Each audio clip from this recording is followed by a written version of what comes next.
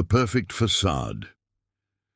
Victoria Chen sat at the head of the mahogany conference table, her fingers dancing across her tablet as quarterly reports flashed before the board of directors. At 34, she was the youngest chief technology officer in Morrison Industries' history, a position she'd earned through 15 years of relentless dedication and brilliant strategic thinking.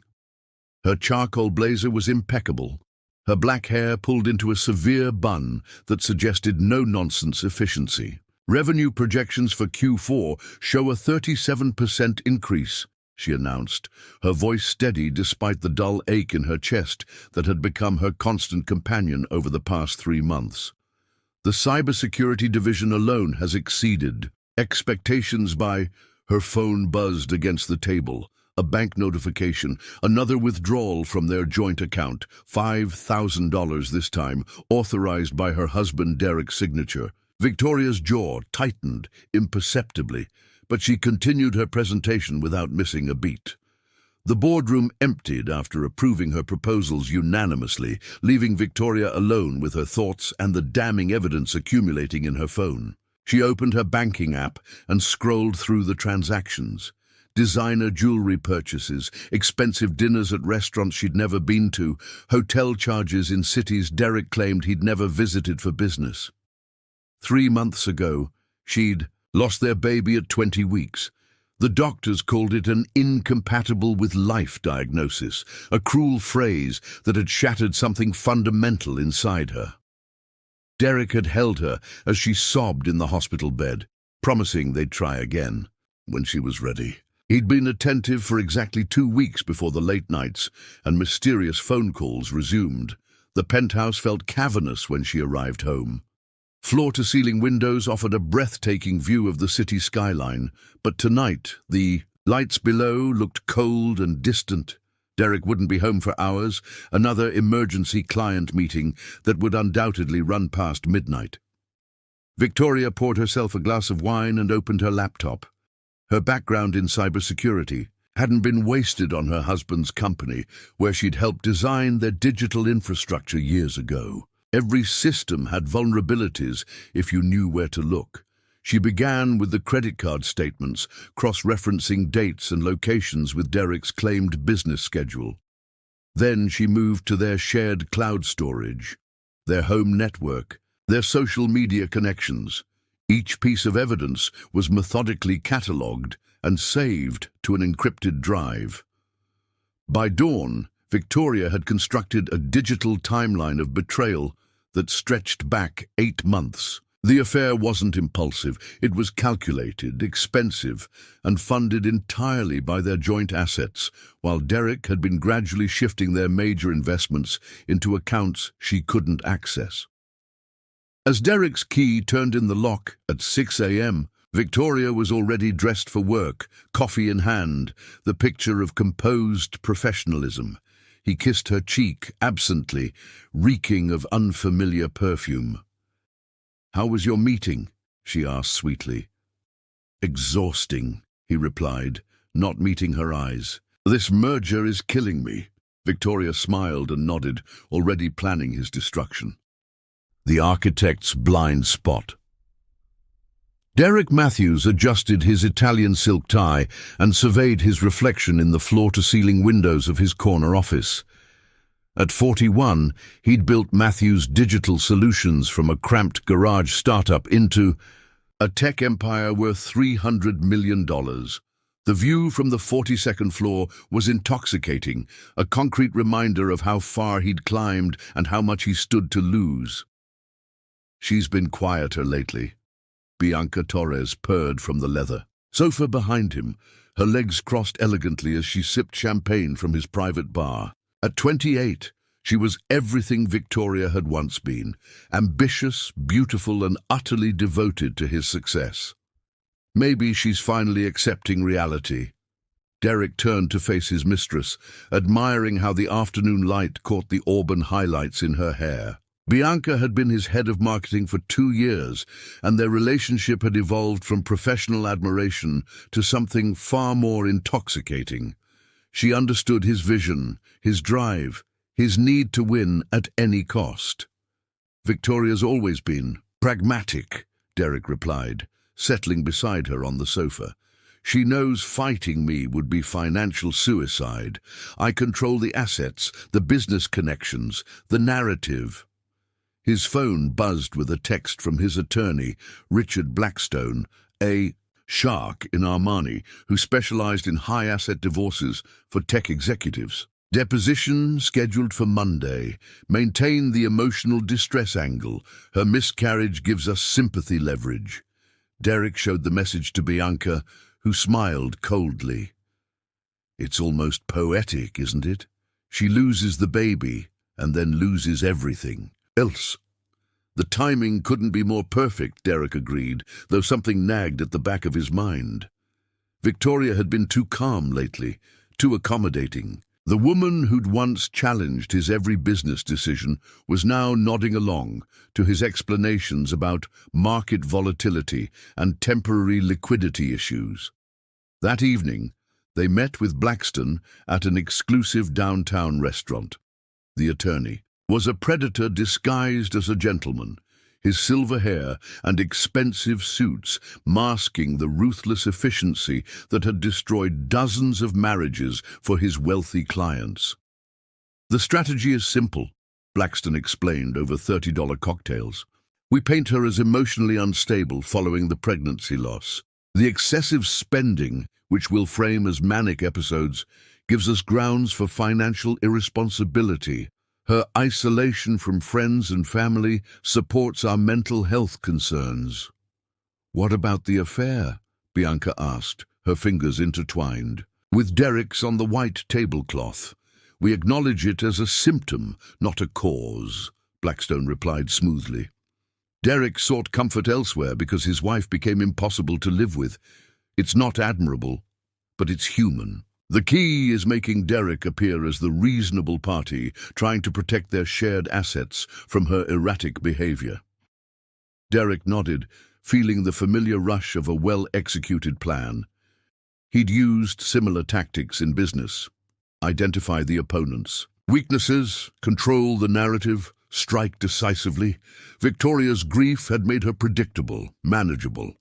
"She'll probably cry during her testimony," Derek mused. "Victoria always was too emotional for high-stakes situations."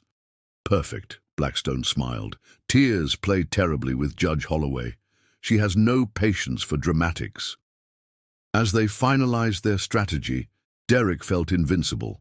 He'd built his empire by anticipating every variable, every potential threat. Victoria had been a useful partner in the early days, but now she was simply another obstacle to overcome. "One more thing," Blackstone added as they prepared to leave. "Make sure all digital communications are clean. Judges love to see text messages." "These days," Derek laughed confidently. "I've been in tech for 20 years. I know how to manage my digital footprint." What he didn't know was that his digital fortress had a fatal flaw, one that his grieving wife had discovered and was already exploiting with surgical precision. Part 3. The Hunter's Patience. Judge Patricia Holloway had presided over family court for 18 years, and she'd developed an acute sense for detecting performance art masquerading as testimony. At 57, her steel-grey hair and penetrating brown eyes had witnessed every conceivable variation of marital warfare, from the petty to the genuinely criminal. The Matthews case had all the hallmarks of a standard high-asset divorce. Wealthy, tech executive, younger mistress, claims of spousal instability. Judge Holloway had seen this script performed dozens of times, though rarely with such expensive costumes and sets. Derek Matthews entered her courtroom like he owned it, his confidence radiating from his perfectly tailored charcoal suit. Beside him sat Bianca Torres, a deliberate provocation dressed in a form-fitting crimson dress that screamed new money and poor judgment. Richard Blackstone, Derek's attorney, was a familiar predator in Judge Holloway's domain. Effective but exhaustingly theatrical, the plaintiff's table projected wealth and unity. The defendant's table held only Jennifer Walsh, Victoria's attorney, sitting beside an empty chair that seemed to pulse with significance. "Your Honor," Jennifer Walsh addressed the court, her voice steady but strained. "My client is 7 months, pregnant and experiencing complications that make travel inadvisable. We request permission for video testimony." Judge Holloway studied the medical documentation. High-risk pregnancy, severe stress indicators, doctors' recommendations against court appearances. Standard procedure would typically require the defendant's presence, but the circumstances were genuinely compelling. "Mr. Blackstone, your position on remote testimony?" Derek's attorney rose smoothly. "Your Honor, while we sympathize with Mrs. Matthews' condition, my client deserves to face his accuser directly. Video testimony lacks the authenticity and accountability of in-person appearances." "This isn't a criminal trial, Mr. Blackstone," Judge Holloway replied dryly, "though I suspect we'll hear accusations that might warrant one." A ripple of surprised laughter ran through the gallery. Judge Holloway's reputation for cutting through legal nonsense was well established, and her comment suggested she'd already identified the case's true nature. "Mrs. Matthews will testify via secure video link," she ruled. "She'll be sworn in, examined, and cross-examined exactly as if she were physically present. Any technical difficulties will result in immediate postponement until in-person testimony." "And can be arranged." Derek's confident smile faltered slightly. He'd counted on Victoria's absence to reinforce the narrative of her instability and avoidance. Her virtual presence would complicate that strategy. As technicians set up the large monitor facing the witness stand, Judge Holloway observed the participants carefully. Derek kept checking his phone, his fingers drumming nervously on the table. Bianca's earlier smirk had transformed into something more uncertain. Even Blackstone seemed less theatrical than usual, perhaps sensing that his usual performance might not play well today. "Mr. Blackstone, present your opening argument," Judge Holloway instructed. For the next hour, she listened to a masterfully crafted fiction about emotional instability, financial irresponsibility, and a husband's desperate attempts to protect their shared assets from his wife's alleged mental breakdown. Blackstone painted Derek as a patient, long-suffering spouse, driven to infidelity by his wife's impossible behavior following their pregnancy loss. The evidence seemed damning. Bank statements showing large withdrawals, receipts for expensive purchases, emails that could be interpreted as erratic. Derek's testimony was polished, his pain seemingly genuine as he described his wife's transformation from loving partner to unstable adversary. But Judge Holloway had noticed something crucial that Blackstone had missed. Victoria's alleged spending spree hadn't been random. It had been systematic, targeted, and strategically timed. The pattern suggested planning, not instability. "Mrs. Walsh," Judge Holloway said as the screen flickered to life, "your client may begin her testimony." The image that appeared defied every expectation in the courtroom. Victoria Matthews sat composed and prepared, her pregnancy evident, but her bearing dignified. Her eyes held no trace of the emotional fragility Blackstone had promised. Instead, they burned with the quiet intensity of someone who had nothing left to lose and everything to prove. "Mrs. Matthews," Jennifer Walsh began gently, "you've heard serious accusations against your character and mental state. How do you respond?" Victoria's smile was cold as winter steel. "Your Honor, I respond by saying that my husband has always been an excellent storyteller. But today I'm going to tell a different story, one that happens to be true." Judge Holloway leaned forward slightly. Something significant was about to happen. The digital trap springs.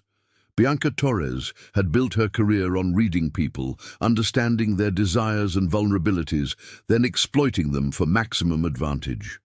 As head of marketing for Matthews Digital Solutions, she'd mastered the art of crafting narratives that transformed ordinary products into must-have innovations. But as Victoria's presentation unfolded on the courtroom screen, Bianca realized she'd catastrophically misread the most important audience of her life.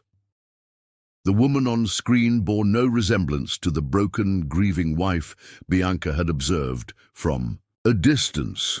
This Victoria was methodical, precise, and terrifyingly well prepared. Her presentation began with a timeline that made Bianca's blood run cold. "Your Honor, I'd like to start with what I call the architecture of betrayal," Victoria announced, her voice steady as surgical steel. "My husband made one critical error. He forgot that I helped design the digital infrastructure he's been using to hide his crimes." The first slide showed a network diagram of their home systems, every device and connection mapped with professional precision. Red lines highlighted data flows between Derek's devices and the central server Victoria had helped him configure years earlier. "This is our home network," Victoria explained. Derek was proud of its sophistication, especially the automated backup system that creates encrypted mirrors of every connected device every 24 hours. He called it digital insurance. Today, it's become evidence. Bianca grabbed Derek's arm under the table, her manicured nails digging into his expensive suit. She whispered urgently, "You told me you cleaned everything." Derek's face had gone ashen. He was staring at the screen like a man watching his own execution, finally understanding that his greatest strength, his technical expertise, had become the instrument of his destruction. Victoria's presentation continued with methodical precision. Screenshots of text messages filled the screen, conversations between Derek and Bianca that laid bare their conspiracy in stunning detail. "Bianca, the pregnancy loss is perfect timing. She'll be too destroyed to fight effectively." Derek, "Already moving assets offshore. She'll never find the Cayman accounts." Bianca, "Should we accelerate the timeline? I'm tired of pretending to be her friend." Derek, "Patience. The more unstable she appears, the easier this becomes." Judge Holloway's expression had shifted from professional interest to barely contained outrage. This wasn't just adultery or financial misconduct. It was a calculated campaign to defraud a grieving woman while painting her as mentally incompetent. "The spending spree Mr. Blackstone described," Victoria continued, "wasn't manic episodes. It was me hiring the best digital forensics team, private investigators, and financial analysts. Money could buy. Every dollar I spent was an investment in documenting my husband's systematic theft of our joint assets." The screen showed receipts and contracts with forensic accountants, cybersecurity experts, and investigators. Each expense that Derek's team had framed as evidence of instability was revealed as part of Victoria's methodical investigation. But the most devastating evidence was yet to come. Victoria had discovered Derek's practice of using their home security system to record his private meetings with Bianca, believing the encrypted files would be impossible to access without his personal authorization codes. "My husband documented his own conspiracy," Victoria explained as video footage began playing. "These recordings were automatically created by our home security system." The courtroom watched in stunned silence as Derek and Bianca discussed their strategy for destroying Victoria's credibility, timing their divorce filing to coincide with her emotional vulnerability, and their plans for a life funded by assets stolen during their marriage. Bianca's composed facade finally cracked. The woman who had smirked her way through Derek's testimony was now pale and shaking, realizing that every cruel conversation, every calculation about Victoria's suffering, had been preserved in perfect digital clarity. "Your Honor," Richard Blackstone tried desperately, "this evidence was obtained without proper authorization." "Mr. Blackstone," Judge Holloway interrupted, her voice cutting through the courtroom like a blade, "your client designed and installed this system. He created these files. He stored them on his own servers. There's no expectation of privacy from surveillance systems you personally control. Derek sat frozen, watching his carefully constructed world collapse in real time. The woman he'd dismissed as too emotional and broken to pose a threat had just demolished his entire defense, using his own technology and his own arrogance against him. Victoria's final slide was simple. The question isn't whether I'm emotionally stable enough to be trusted with our assets, Your Honor. The question is whether Derek Matthews should be facing criminal charges for fraud, conspiracy, and financial abuse. The trap had sprung with perfect precision, and there was no escape. Part 5. Justice Served Cold. Victoria Chen Matthews had learned many things during her 15-year career in cybersecurity, but perhaps the most valuable lesson was this: the best defense systems are useless if the person who designed them becomes your enemy. As she concluded her presentation, she felt not triumph, but the cold satisfaction of a perfectly executed strategic plan. Judge Holloway removed her glasses and cleaned them slowly, a gesture that everyone in her courtroom recognized as the calm before a judicial storm. When she replaced them and looked up, her expression could have frozen fire. "Mr. Blackstone," she said, her voice dangerously quiet, "I've presided over this court for 18 years. I've seen every variation of marital misconduct, financial fraud, and character assassination imaginable. But I have never in my entire career witnessed such a calculated and malicious conspiracy to defraud a spouse while exploiting their grief." Derek's lawyer attempted damage control. "Your Honor, emotions are running high, but we must remember that marital disputes often involve—" "Sit down, Mr. Blackstone." The words cracked like a whip. "You will speak when I ask you to speak, and not before."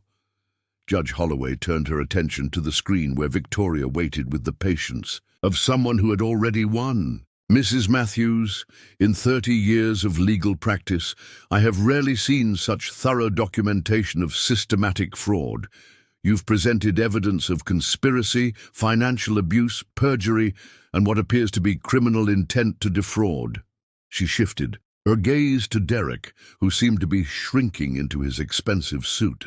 "Mr. Matthews, your testimony today constitutes perjury. Your financial manipulations constitute fraud.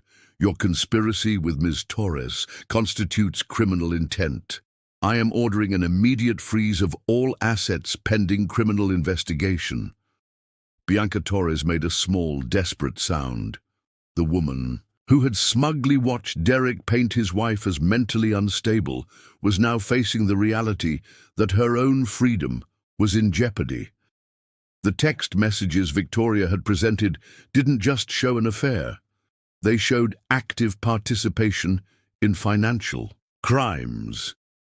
"Furthermore," Judge Holloway continued, "I am referring this matter to the District Attorney's Office for criminal prosecution. The evidence suggests violations of state fraud statutes, conspiracy laws, and potentially federal financial crimes, given the offshore accounts mentioned in your communications."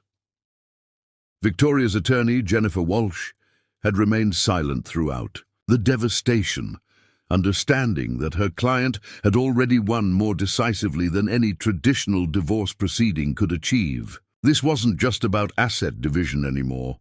This was about justice. "Mrs. Matthews," Judge Holloway addressed the screen directly, "I am granting you immediate full control of all marital assets, primary custody of your expected child, and this court will recommend maximum spousal support given the criminal nature of your husband's actions. I'm also issuing a restraining order preventing both Mr. Matthews and Ms. Torres from any contact with you."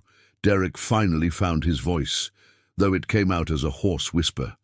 "Your Honor, surely we can—" "Mr. Matthews, you will surrender your passport to this court immediately. You are released on your own recognizance pending formal criminal charges, but any attempt to access hidden assets or leave the jurisdiction will result in immediate arrest."